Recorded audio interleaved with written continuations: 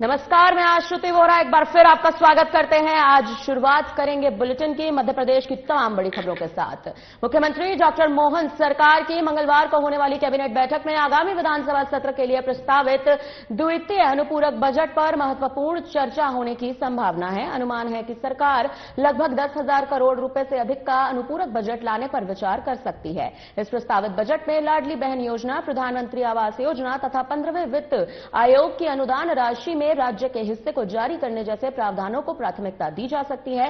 इस बैठक में नक्सली हमले में शहीद हुए इंस्पेक्टर आशीष शर्मा के परिवार को राहत देने के विषय पर भी निर्णय लिया जा सकता है। माना जा रहा है कि नियमों में शिथिलता बरते हुए उनके भाई को सब इंस्पेक्टर के पद पर नियुक्ति तथा परिवार को 1 करोड़ रुपए की आर्थिक सहायता प्रदान करने की मंजूरी भी मिल सकती है।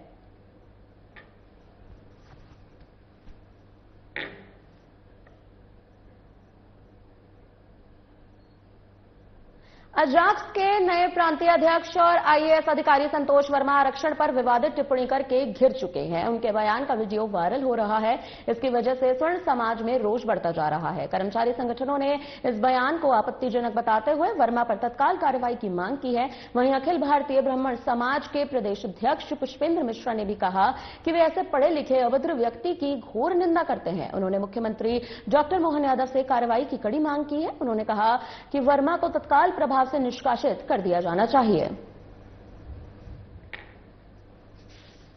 फिलहाल अब देखा जाए तो यहां पर जिस तरह से आईएएस संतोष वर्मा का विवादित बयान आया है, उनका वीडियो सोशल मीडिया पर वायरल हो रहा है। आपको यह भी जानकारी दे दें कि इसके चलते स्वर्ण समाज में रोष बढ़ता जा रहा है। संतोष वर्मा पर कड़ी कार्रवाई की मांग जो है वो कहीं ना कहीं उठाई जा रही है।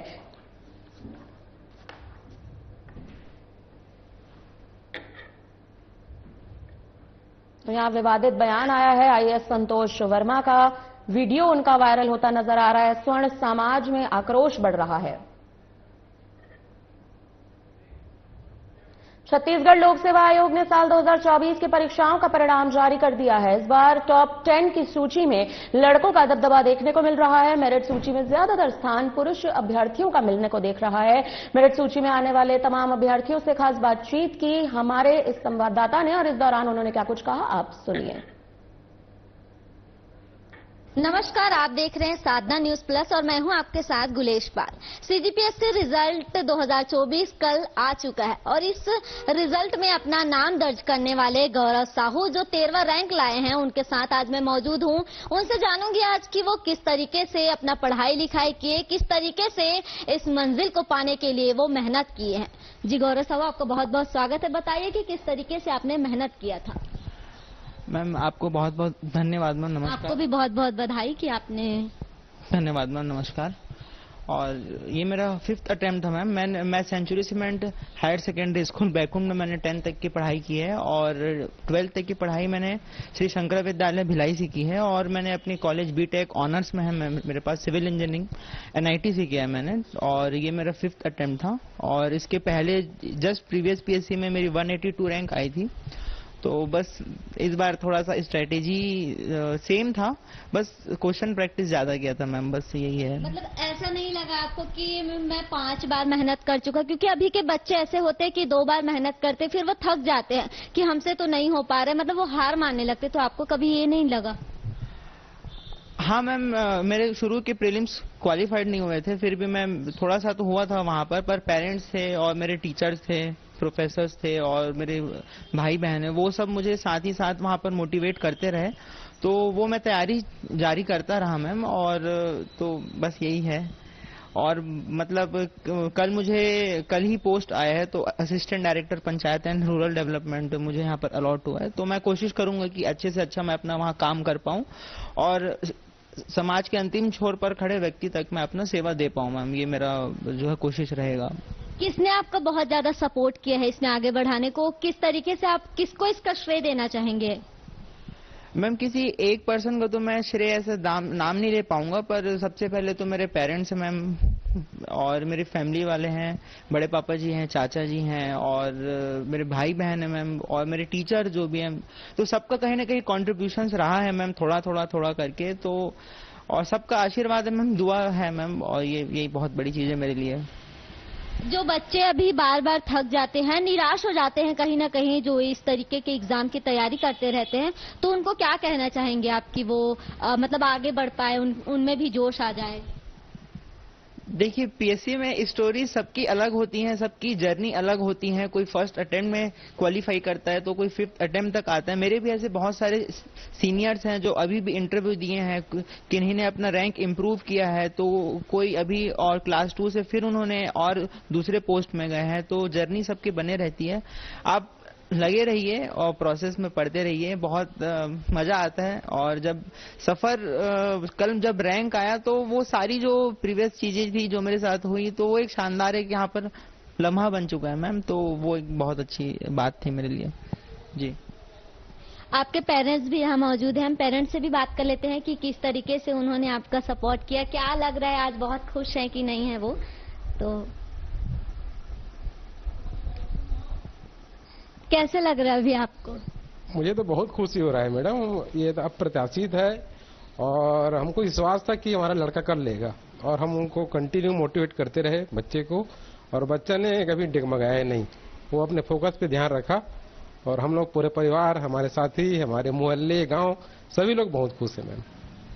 बच्चा किस तरीके से पढ़ाई करता था? क्या लगता था कि बच्चा जब पढ़ाई करता था तो लगता था कि एक दिन बड़ा अफसर बन पाएगा, मैं देखूंगा उसको?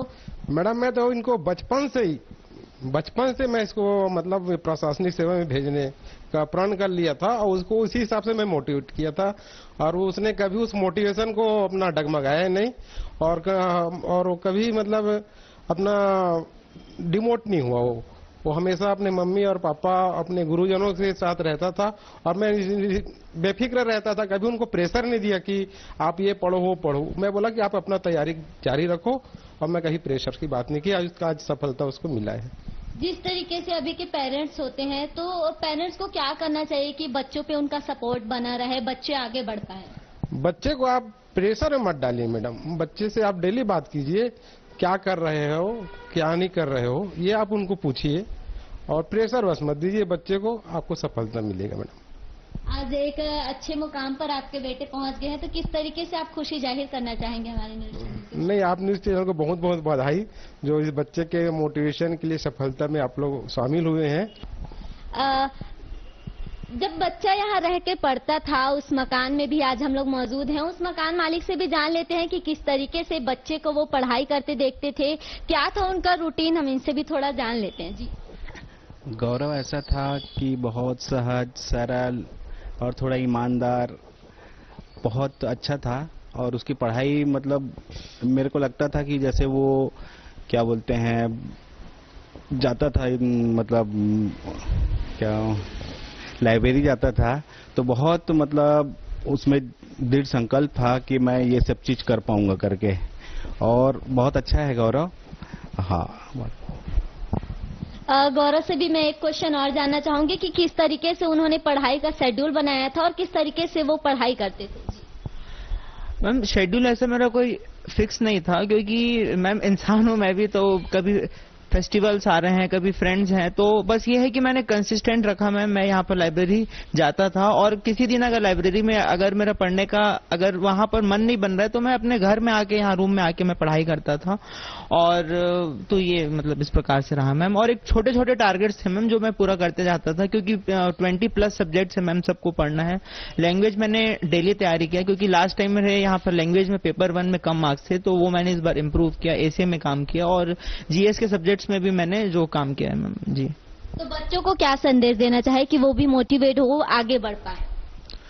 देखिए, ऑथेंटिक सोर्स का पढ़ना बहुत जरूरी है, वो तो आप जानते ही हैं। और खासकर बहुत ज्यादा बुक्स फॉलो ना करें, और कोई एक ऑथेंटिक बुक्स को आप 1:20 में पढ़ें, ना कि 20 बुक को एक बार पढ़ें। एक बुक को आप 20 बार पढ़ें, वो मेरा यहाँ पर सजेशन रहेगा। मोटिवेट रहें, अपने पेरेंट्स जो है आप उनके साथ, फ्रेंड्स के साथ अपने बात शेयर करें, और सोशलाइज होके तैयारी कर रहे हैं। बहुत ज्यादा आइसोलेट होने का अब यहाँ पर जरूरत नहीं रहता, मुझे ऐसा लगता है। तो अब मतलब प्रोसेस थोड़ा सा टाइम टेकिंग तो है, पर सब जब अच्छा हो जाता है तो मतलब इट्स वेरी मतलब यहाँ सेटिस्फाइंग मैम, बहुत अच्छा लगता है।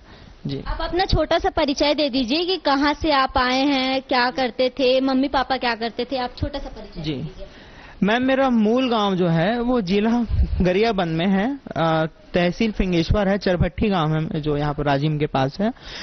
मेरे जो एजुकेशन हुई है 10th तक की वो Century Cement higher secondary school Baikunth से हुई है और 2016 में मैंने 12th पास आउट किया श्री शंकरा विद्यालय भिलाई से।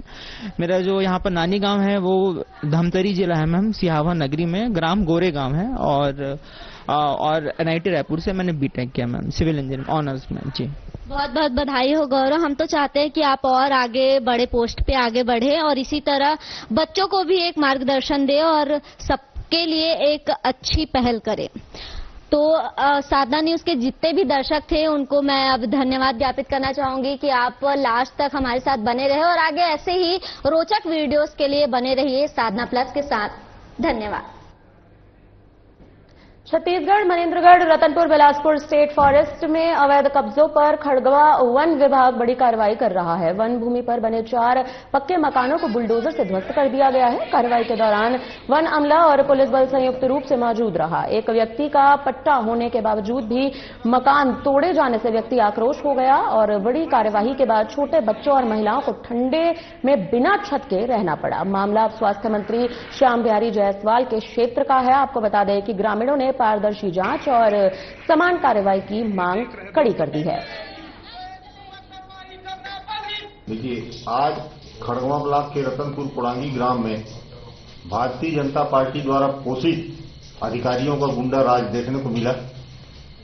विशेष पिछड़ी जनजाति के बैगा धनुहार जनजाति के जो राष्ट्रपति द्वारा पोषित जनजाति हैं उनके आवासों को तोड़ दिया गया। ये किसके इशारे पे तोड़फोड़ की गई है ये सभी लोगों को, क्षेत्र के लोगों को मालूम है। वहीं से 100 मीटर आगे पूरे लोगों ने जो है अवैध कब्जा किया है, उस पर किसी की नजर नहीं है। जबकि ये बैगा परिवार और धनुवार परिवार को शासन द्वारा पट्टा दिया गया था और उन्हें बिना नोटिस दिए, बिना घर खाली करने का नोटिस दिए जेसीबी ले जाकर सीधे उनका घर जो है तोड़ दिया गया। यदि उनका घर अवैध था तो जिस समय वो बना रहे थे उस समय शासन ने संज्ञान क्यों नहीं लिया? और फिर उससे उनको पट्टा किस चीज का दिया गया है?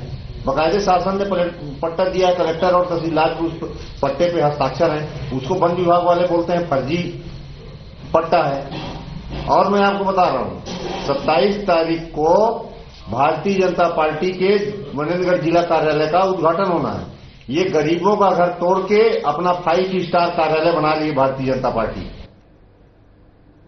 जिले में समर्थन मूल्य पर धान खरीदी सुचारू रूप से जारी है। कलेक्टर संबित मिश्रा के निर्देशानुसार खरीदी व्यवस्था को व्यवस्थित रखने और अंतर्राज्यीय सीमा क्षेत्रों में अवैध परिवहन पर रोक लगाने के लिए सख्त निगरानी की जा रही है। इसी क्रम में टिमेड़ चेक पोस्ट पर बड़ी कार्रवाई की गई। सीमावर्ती राज्य महाराष्ट्र और तेलंगाना की ओर से छत्तीसगढ़ में प्रवेश कर रहे एक ट्रक को चेकिंग के दौरान रोक लिया गया।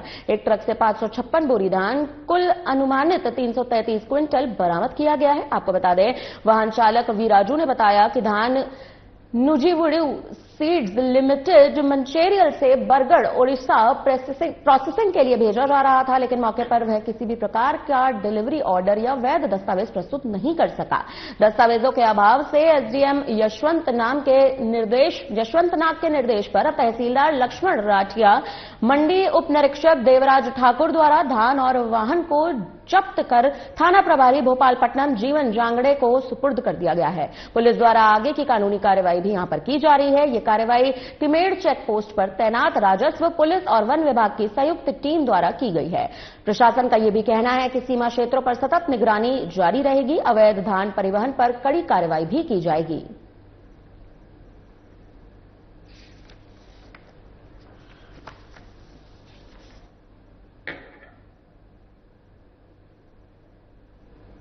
बिरसा विकासखंड के आदिवासी बहुल और नक्सल प्रभावित ग्राम केरीकोना और लमरेटोली के ग्रामीण के लिए 24 नवंबर का दिन बड़ी राहत लेकर आया है।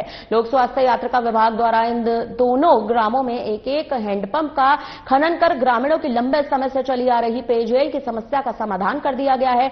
ग्रामीण वासियों को शुद्ध पेयजल उपलब्ध नहीं होने की जानकारी मिलते ही कलेक्टर मृणाल मीना ने तुरंत संज्ञान लेते हुए लोक स्वास्थ्य यात्रिका विभाग के कार्यपालन यंत्री को इन क्षेत्रों में तत्काल हैंडपंप खनन के निर्देश भी दिए थे। निर्देश मिलते ही विभाग ने बड़ी मशीनें लेकर स्थल पर पहुंचकर हैंडपंप खनन का कार्य पूरा किया। कार्यपालन मंत्री बीएल उइके ने साफ तौर पर बताया कि केरीकोना और लमड़ी टोली में हैंडपंप स्थापित कर दिया गया है, जिसके बाद 24 नवंबर से दोनों ग्रामों के लोगों को स्वच्छ पानी मिलना शुरू हो गया है। हैंडपंप खनन के बाद ग्रामीणों के चेहरों पर खुशी साफ देखने को मिल रही है। अब उन्हें पानी की तलाश में लंबी दूरी तय नहीं करनी पड़ेगी।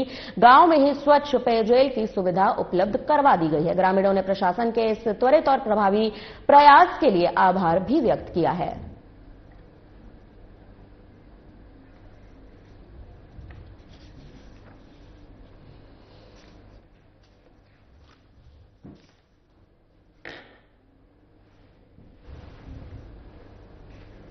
अंतर्राष्ट्रीय हिंदू परिषद और राष्ट्रीय बजरंग दल के संस्थापक डॉक्टर प्रवीण तोगड़िया मंडला पहुंचे। मंडला में रात्रि विश्राम के बाद उन्होंने कार्यकर्ताओं के परिजनों से मुलाकात की।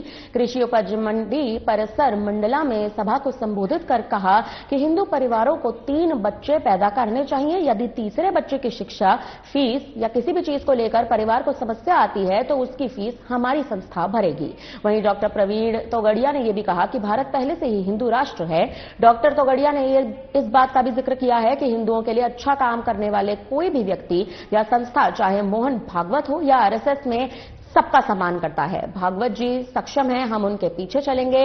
वहीं महाकौशल प्रांत के अपने दौरे में डॉक्टर तोगड़िया ने विभिन्न स्थानों पर कार्यकर्ताओं से संवाद कर संगठनात्मक गतिविधियों की भी समीक्षा की है। का कानून नहीं बनता है। मैं हिंदुओं को कहूंगा 3 बच्चे हिंदू सच्चे, आगे जाकर उनमें तीसरे बच्चों की स्कूल की फीस के लिए भी मैं अभियान चलाने वाला हूं। लोग कहेंगे तीसरा बच्चा आएगा, पढ़ने की फीस कहां देंगे? यह कुंभ में मैंने 1.25 करोड़ लोगों को खिलाया था। करोड़ों रुपया हिंदुओं ने दिया होगा ना मुझे, राम मंदिर के लिए भी दिया था ना, तो तीसरे बच्चों के लिए भी मैं उसकी फीस के लिए पैसे मांगने वाला हूं।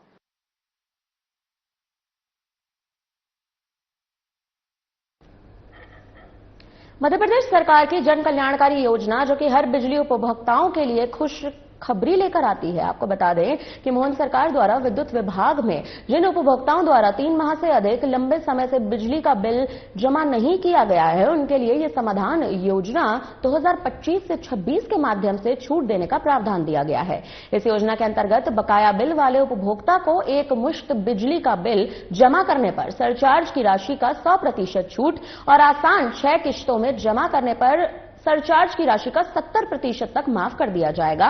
मध्य प्रदेश पूर्व क्षेत्र विद्युत वितरण कंपनी लिमिटेड बहर द्वारा पूरे कर्मचारियों द्वारा लोगों को योजना के बारे में अवगत कराने के उद्देश्य में रैली निकालकर अवगत कराना भी चाहा है। इस रैली में गढ़ी रोड से लेकर थाना के सामने से बस स्टैंड होते हुए कमल नगर से बेहर नगर का भ्रमण कर वापसी विद्युत कार्यालय बेहर में लाया गया। रैली में मुख्य रूप से सहायक अभियंता अनंत कुमार पटेल, कनिष्ठ अभियंत कोप सिंह मरावी सहित अन्य कर्मचारी भी उपस्थित रहे थे।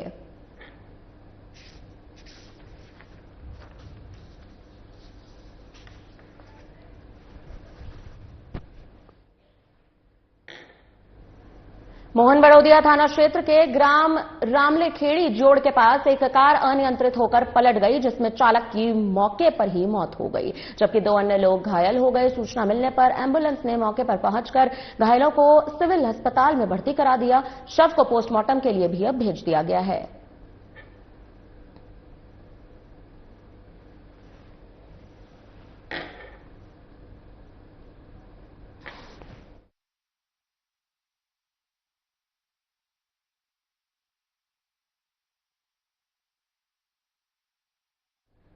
आईएएस संतोष वर्मा द्वारा जिस तरह से ब्राह्मण समाज की बहन बेटियों पर अनर्गल टिप्पणी की गई है, उसको लेकर अब ब्राह्मण समाज आक्रोशित हो चुका है। इसी कड़ी में ब्राह्मण समाज के संदीप शर्मा ने वीडियो जारी करके इस बात का आह्वान किया है कि मैं ब्राह्मण समाज के युवाओं से यह आह्वान करता हूं कि यह जहां भी दिखे इसका मुंह काला कर दिया जाए। तो वहीं यदि संतोष वर्मा के इंदौर आने पर मेरे द्वारा इसका मुंह काला कर सबक सिखाया जाएगा तो मुंह काला करने वाले युवा को सम्मानित करने के साथ ही कानूनी कार्रवाई होने पर उसका कानूनी खर्च भी उठाया जाएगा।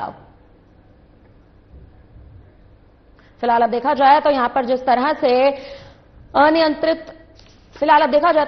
से आईएएस संतोष वर्मा के खिलाफ ब्राह्मण समाज में एक रोष जो है वो बढ़ता नजर आ रहा है। ब्राह्मण समाज के संदीप शर्मा ने वीडियो जारी किया है। संतोष वर्मा का मुंह काला कर दिया जाए, इस पर कहीं ना कहीं बड़ी टिप्पणी देते हुए नजर आ रहे हैं। ब्राह्मण समाज के संदीप शर्मा ने ये वीडियो जारी करके साफ तौर पर यह बात कही है। जो विजुअल कौन लगाएगा?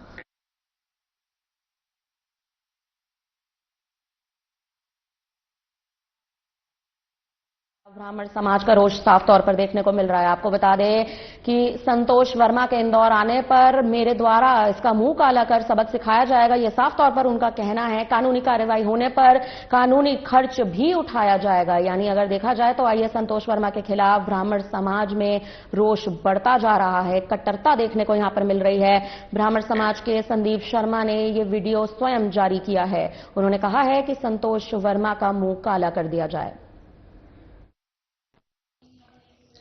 बहुत ही दुर्भाग्यपूर्ण बयान आया है आईएएस संतोष वर्मा का, जो कि अभी अभी प्रांतीय अध्यक्ष बना है आजाद पार्टी का, जो कि पूर्व में भी अपने काले कारनामों से जाना जाता है। उसने बहुत ही घोर और निंदनीय बयान जो कल कार्यक्रम में दिया है ब्राह्मण बहन बेटी और बहू के लिए, कि आरक्षण तब तक समाप्त नहीं होना चाहिए जब तक हमारे बेटे से ब्राह्मण की बेटी का संबंध न हो जाए तब तक। ये बहुत ही दुर्भाग्यपूर्ण बयान उसका आया है। तो इसका सर्व ब्राह्मण समाज और परशुराम सेना घोर विरोध करती है। मैं सभी ब्राह्मण परिवार के नवयुवान परिवारजनों से निवेदन करना चाहूंगा और आह्वान करना चाहूंगा कि ये देश प्रदेश में कहीं भी मिले इसका मुंह काला करे। और मैं तुम्हें चेतावनी देना चाह रहा हूं कि इंदौर में अगर तुमने कदम रखा तो तुम्हारा सबसे पहले मुंह काला ये पंडित संदीप शर्मा करेगा। मध्य प्रदेश में वायु प्रदूषण अब खतरनाक स्तर पर पहुंच चुका है। राज्य के कई शहरों में हवा की गुणवत्ता बहुत खराब श्रेणी में दर्ज की गई है। भोपाल भी गंभीर प्रदूषण की चपेट में आ चुका है। प्रदूषण नियंत्रण बोर्ड के नवीनतम आंकड़े बताते हैं कि सिंगरौली, भोपाल, ग्वालियर में AQI 300 के पार जा चुका है, जिससे सांस लेने और हृदय संबंधी मरीजों के लिए खतरा बढ़ गया है। मध्य प्रदेश में हवा की गुणवत्ता लगातार बिगड़ रही है। अब राजधानी भोपाल भी गंभीर प्रदूषण की चपेट में आ चुका है। हालात इतने गंभीर हैं कि राज्य के कई शहर अब दिल्ली जैसे प्रदूषण श्रेणी में पहुंच चुके हैं। सिंगरौली सबसे प्रदूषित शहर बनकर उभरा है, जहां ट्रॉमा सेंटर पर AQI 356 दर्ज किया गया है। वहीं भोपाल भी खतरनाक स्थिति में है। टीटी नगर में AQI 347, कलेक्ट्रेट में 321 और पर्यावरण परिसर में 303 रिकॉर्ड हुआ है। तीनों लोकेशन वेरी पुअर की कैटेगरी में आ चुकी हैं। ग्वालियर में महाराज बाड़ा और DD नगर की हवा AQI 308 और 309 तक पहुंची, जबकि इंदौर के छोटे ग्वालटोली में AQI 304 देखने को मिला।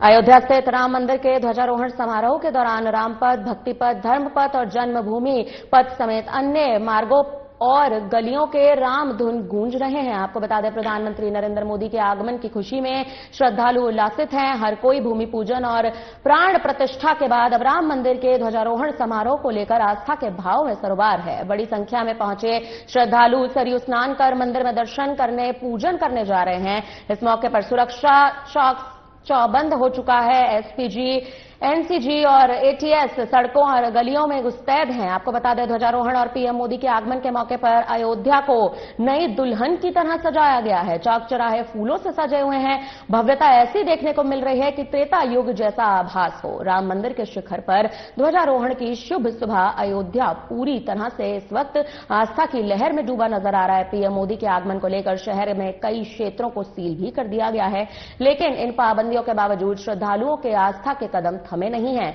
बड़ी संख्या में भक्त सरयू घाट पर पहुंचे, स्नान दान के साथ ध्यान कर दिन की पवित्र शुरुआत भी की। कई श्रद्धालुओं ने गौदान कर पुण्य अर्जित भी किया।